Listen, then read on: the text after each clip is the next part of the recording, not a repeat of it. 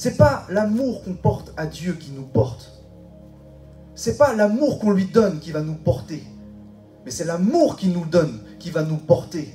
Nous sommes issus de la grâce de Dieu. C'est son amour pour lui qui va nous porter, qui va nous faire avancer, qui va nous faire grandir. Pas votre amour envers Dieu. Vous pouvez l'aimer de tous vos cœurs, de toute votre âme, de toute votre pensée. C'est pas ça qui va vous faire grandir. Ce qui va vous faire grandir, c'est quand vous allez accepter d'être aimé par Jésus. C'est quand vous allez le laisser vous transformer de l'intérieur. Quand il va prendre votre cœur et vous montrer un flot d'amour. Quand il va déborder d'amour pour vous. La seule chose que vous aurez envie de faire, c'est de lui plaire. Et c'est ça la sanctification. La sanctification ne se fait pas par nous-mêmes en disant « Seigneur, je dois être saint, je dois faire ci, je dois arrêter de faire ça pour te plaire. » Mais vous verrez que si vous laissez l'amour de Dieu prendre le contrôle de toutes choses, de votre cœur, vous n'aurez même plus envie de faire les choses pour lesquelles on a tous des problèmes. Amen. C'est ça la sanctification. On ne fait pas les choses par nos propres forces, mais par l'Esprit de Dieu. C'est quand le Saint-Esprit manifeste l'amour de Jésus pour nous, que nous avons une seule envie, c'est de lui plaire. Et alors, le processus se met en marche. Et nous n'avons plus envie de pécher. Amen. Mais le problème, et c'est une forme de religiosité, c'est quand on cherche à montrer à Dieu qu'on l'aime. En vérité, ce que nous sommes en train de faire, c'est nous recentrer sur nous-mêmes. Nous sommes en train de regarder à nous-mêmes et de dire « Seigneur, regarde, je t'aime, je prie, je lis la Bible, je fais ça pour toi, j'évangélise, je suis dans la rue, je sauve les gens, je guéris, regarde, regarde, aime-moi. » C'est de l'égocentrisme. On se regarde à nous-mêmes, on regarde à ce qu'on fait. Et c'est ça qui nous coupe du vrai amour de Jésus-Christ pour nous. Parce que nous sommes focalisés sur nous-mêmes. Nous mettons des œillères et nous regardons à nous-mêmes. Et nous devenons religieux. Et nous n'acceptons plus d'abandonner les choses et de dire « Seigneur, peu importe ce qui se passe, peu importe ce qui arrive, tu m'aimes. Tout concourt au bien de ceux qui aiment Dieu. Je n'ai pas à m'inquiéter de mon lendemain. Je n'ai pas à avoir peur de quoi que ce soit. Parce que tu m'aimes. J'abandonne, j'abandonne. Je te laisse faire, je te laisse prendre, je te laisse me remplir. » C'est ça qui réveille un cœur. C'est ça qui va réveiller votre cœur. Et qu'est-ce que ça va donner? Ça va donner un désir de chercher Dieu. Et quand toute l'assemblée va commencer à désirer chercher Dieu, alors il va donner en abondance. Et là, on crée un mouvement de l'esprit. Non pas par nos œuvres, mais par notre désir de chercher Dieu. Non pas par nos œuvres, mais par l'amour de Jésus qui nous touche. C'est ça qui réveille nos vies. C'est ça qui fait qu'on se consacre. Si vous vous consacrez à lire la Bible parce que vous dites « Oh, il faut que je lise 5 chapitres, sinon ça ne va pas le faire aujourd'hui. » Ça ne marche pas. Le Saint-Esprit, il est juste à côté de toi et te dit « Hey, veux-tu être avec moi ?» Il ne te dit pas « Lis la Bible ». Alors oui, il vous le dira si vous ne le faites pas quand même. Mais il n'est pas là en te poussant, en te disant « Hey, oh, il faut que tu lises des chapitres. Il faut que tu sois sur tes genoux et que tu commences à proclamer, proclamer, proclamer. » Il te dit « Veux-tu être avec moi? Veux-tu que je te partage mon amour? Veux-tu que je change ta vie?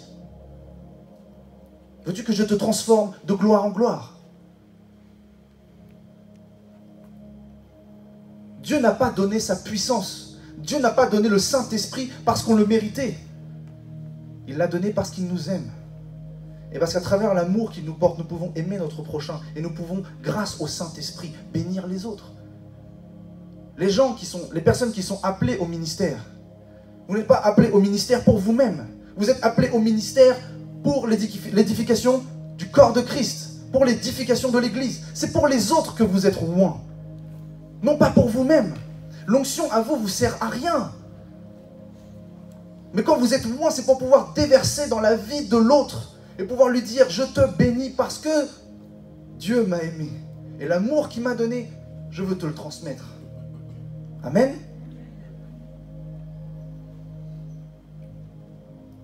Il faut lutter contre un esprit qui nous limite. Parce que quand nous commençons à regarder à nous-mêmes, quand nous commençons à nous focaliser ne serait-ce que sur l'amour que l'on peut porter à Dieu, nous sommes limités. Parce que nous sommes en train de fonctionner par la chair.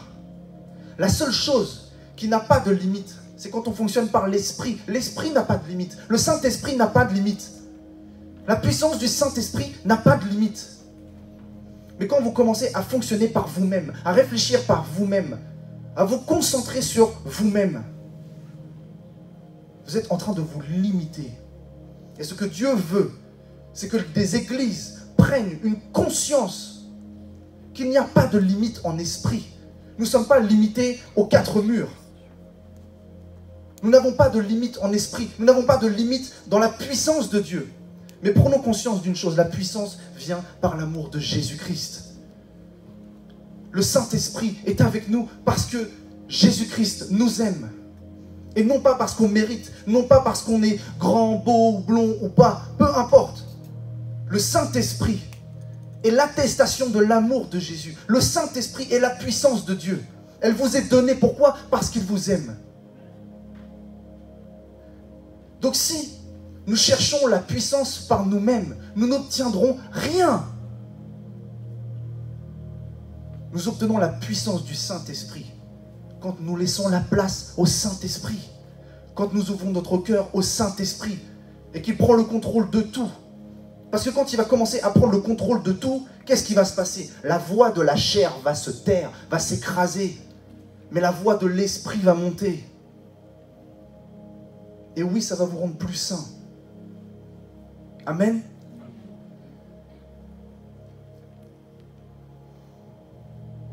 Dieu nous aime d'une manière inconditionnelle, intemporelle, d'une manière illimitée. L'amour de Dieu est illimité, à plus forte raison. Quand nous recevons l'amour de Dieu, nous n'avons plus de limites.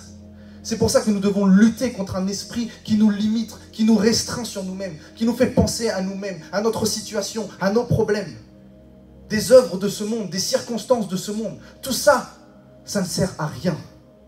La seule chose qui va débloquer votre esprit, c'est quand vous allez laisser la place au Saint-Esprit. Quand l'amour de Dieu va venir prendre toute la place, tel des flots vifs, des eaux qui jaillissent de son sein, qui descend en vous, qui vous fait vous remplir. La Bible dit que nous sommes des vases vides et que nous devenons des vases d'honneur.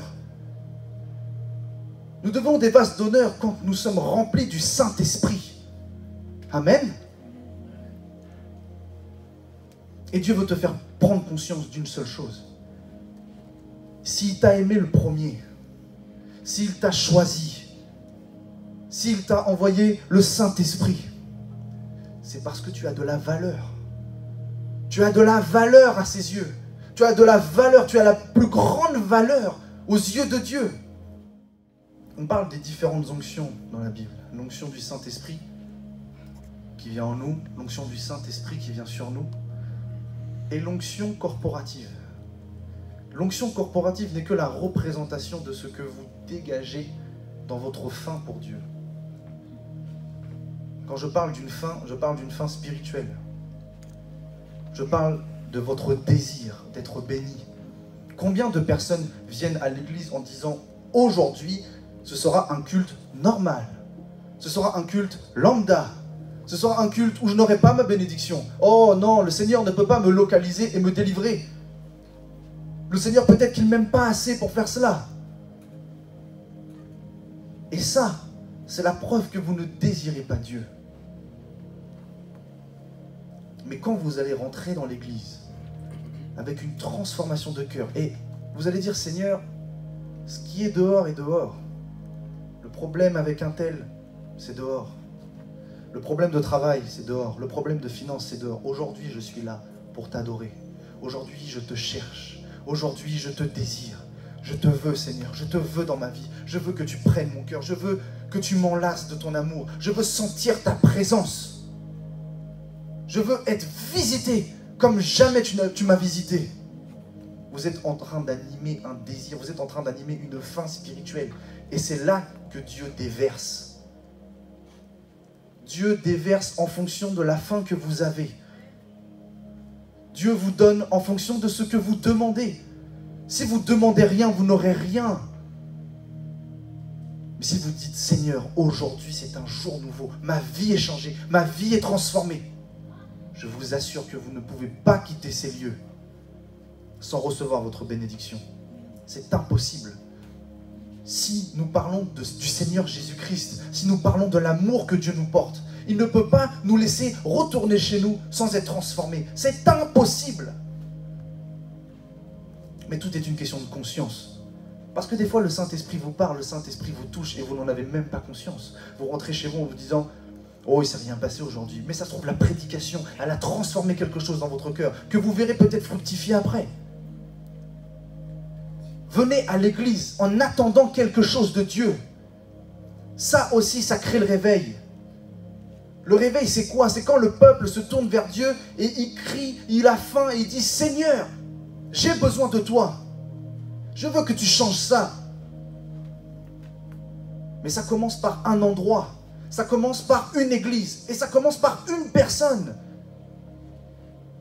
Parce que si vous commencez à dégager la faim pour Dieu, croyez-moi, votre voisin va commencer à être impacté. Il va dire « Waouh, celui qui est à côté de moi, il a quelque chose. Je le veux aussi. » Et si vous lui demandez, il va dire « Oh, mais juste, je cherche le Seigneur. Je le désire. » Et ça fait 2. Et après, ça fait 3. Et après, ça fait 10. Et ça fait 100. Et ça fait 1000. Et c'est ça le réveil. Et le réveil, si vous reprenez l'ensemble de mon message, n'est venu que d'une seule manière. Non pas de l'amour que vous portez à Dieu, mais quand vous prenez conscience à quel point Dieu vous aime, à quel point Dieu veut être près de vous, à quel point Dieu veut vous bénir, veut vous toucher, veut vous transformer. À quel point votre condition est importante pour lui. Les moindres détails de votre vie sont importants pour le Seigneur. Les moindres détails. Les moindres détails. Ne serait-ce que votre humeur. C'est important. Jésus n'est pas une messagerie. Il ne va pas vous dire « Appelle-moi que pour les gros problèmes. Appelle-moi que quand tu as vraiment un gros problème de travail ou quand c'est vraiment le rouge dans ton compte en banque. » Jésus va te dire « Appelle-moi si ça ne va pas. Appelle-moi si ce matin tu étais juste de mauvais poil.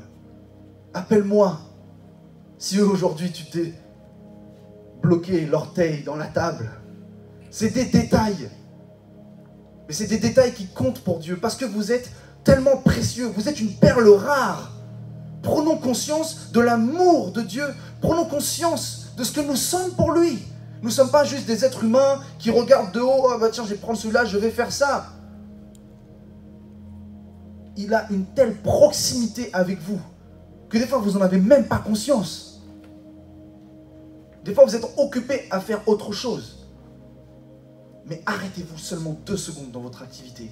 Connectez-vous au Saint-Esprit et vous allez sentir que même à votre travail, il est là. Vous allez sentir que peu importe où vous êtes, il est là. Vous êtes en train de faire vos courses, vous êtes à la caisse. Oh, Saint-Esprit. Il est là. Il est là parce qu'il ne vous quitte plus, parce qu'il vous aime. Parce qu'il vous aime. Plus que toute chose. Amen.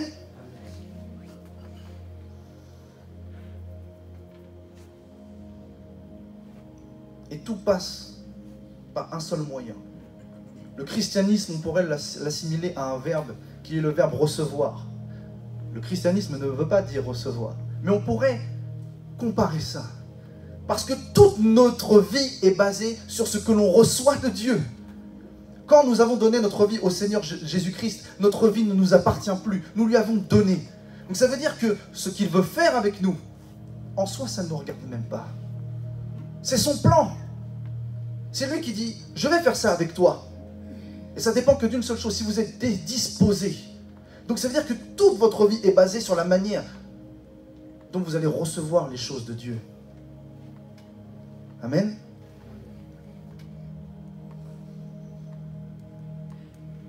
Le plus grand miracle, ce n'est pas de lever des paralytiques. Le plus grand miracle, c'est la croix. C'est ce qui a aboli le péché. C'est ce qui a vaincu le diable. C'est ce qui t'a donné la vie éternelle. Amen. Je vais vous donner un exemple concret. Regardez Jésus quand il s'est baptisé. Il a été dans les eaux du Jourdain et dès qu'il est sorti des eaux, une voix se fit entendre dans le ciel et dit « Celui-là est mon bien-aimé ». Est-ce que Jésus avait eu le temps de faire quelque chose dans le ministère? Est-ce que Jésus avait commencé à répandre la parole? Est-ce que Jésus avait commencé à faire des miracles? Est-ce que Jésus avait commencé à délivrer les gens? Non, il n'avait absolument rien fait et Dieu l'aimait. Dieu l'aimait. Alors oui, je vous encourage à faire des choses pour Dieu. Mais l'amour inconditionnel fait que même si vous ne faites rien, Dieu vous aime. Et vous êtes dans la grâce de Dieu. Et ça ne changera rien.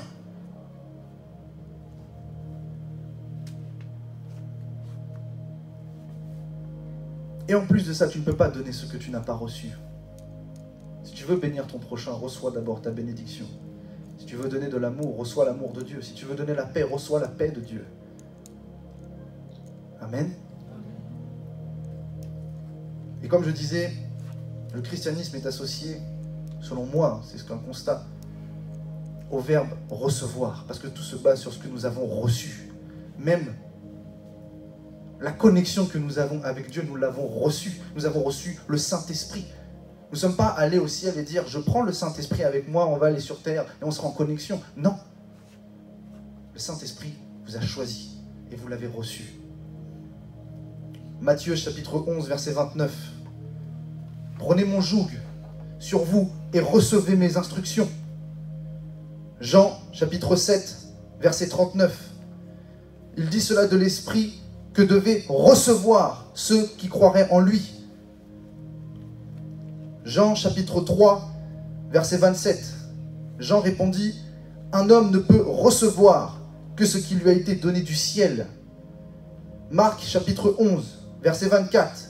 « C'est pourquoi je vous dis, tout ce que vous demanderez en priant, croyez que vous l'avez reçu. » Romains chapitre 8, verset 15. « Et vous n'avez point reçu un esprit de servitude pour être encore dans la crainte. » 1 Jean chapitre 2, verset 20. « Pour vous, vous avez reçu l'onction de la part de celui qui est saint. » Tout est assimilé à la manière dont nous avons reçu les choses. Nous avons reçu le Saint-Esprit et aujourd'hui nous recevons et nous prenons conscience de l'amour de Dieu pour nous. Cet amour inconditionnel, cet amour qui n'a pas de limite, qui ne s'arrête pas à vos problèmes, qui ne s'arrête pas à votre péché, qui ne s'arrête pas à votre désobéissance. Cet amour qui est plus fort que tout. Parce que cet amour vous a donné la vie éternelle.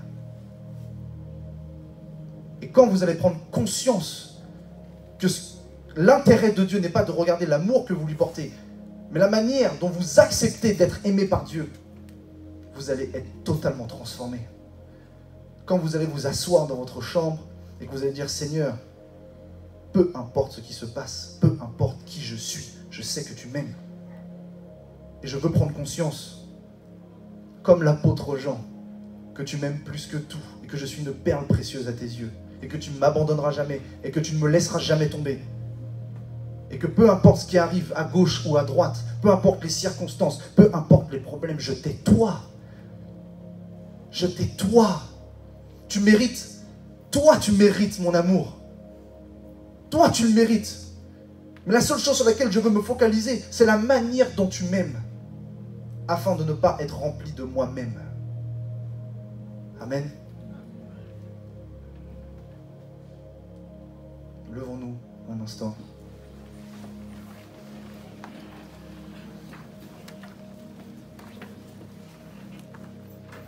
Fermons les yeux et ouvrons notre cœur. Ouvrons notre cœur afin que le Saint-Esprit nous touche. Que le Saint-Esprit nous manifeste son amour. Laissons-nous être emportés par un flot d'amour. Je prends souvent l'exemple d'un bâton qu'on met dans une rivière. Il est emporté par le courant. Il ne résiste pas. Peu importe les cailloux qui sont dans la rivière, le bâton passe. Soyez comme ce bâton qui se laisse emporter par le Saint-Esprit, par un flot d'amour. Prenez conscience que Dieu vous aime et que c'est la chose la plus importante. C'est la chose la plus importante. Laissez le Saint-Esprit. Laissez le Saint-Esprit vous toucher. Laissez le Saint-Esprit vous bénir. Laissez le Saint-Esprit vous transformer. Laissez le Saint-Esprit vous montrer la voie par excellence.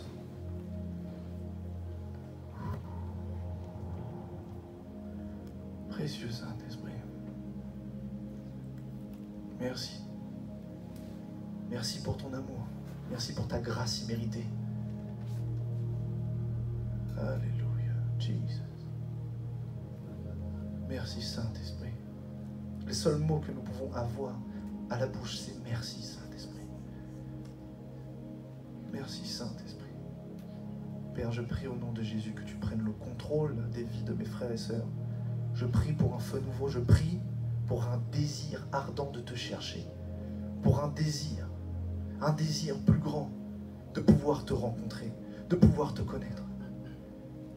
Cette faim qui va activer l'onction corporative, Seigneur, afin que le réveil descende dans cette nation, afin que le réveil descende dans cette ville, afin que le réveil descende dans cette église. Je prie pour la transformation du cœur, que toutes les peines, que tous les fardeaux, que toutes les douleurs, que toutes les souffrances, que tous les traumatismes deviennent nuls face à l'amour de Jésus-Christ. Que la puissance de l'amour de Jésus-Christ pour vous comble votre cœur et le laisse prendre toute la place. Laissez votre cœur prendre toute la place. Mettez les problèmes de côté et laissez le Saint-Esprit prendre toute la place. Il est au contrôle.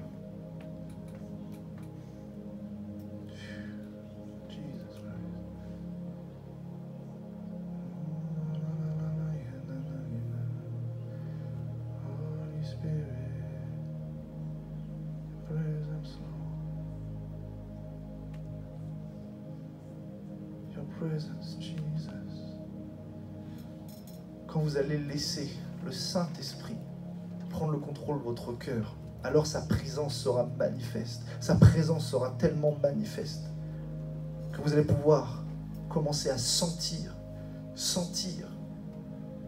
la puissance du Saint-Esprit sur vous, la puissance du Saint-Esprit en vous, dans votre chambre de prière, dans vos moments de prière, dans vos moments d'adoration.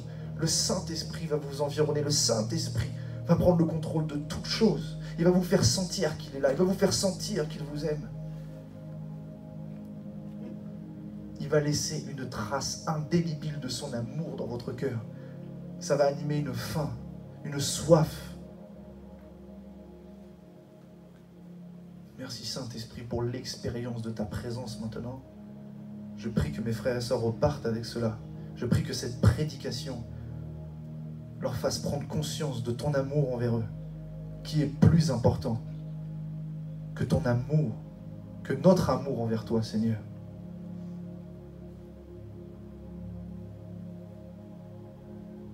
Alléluia.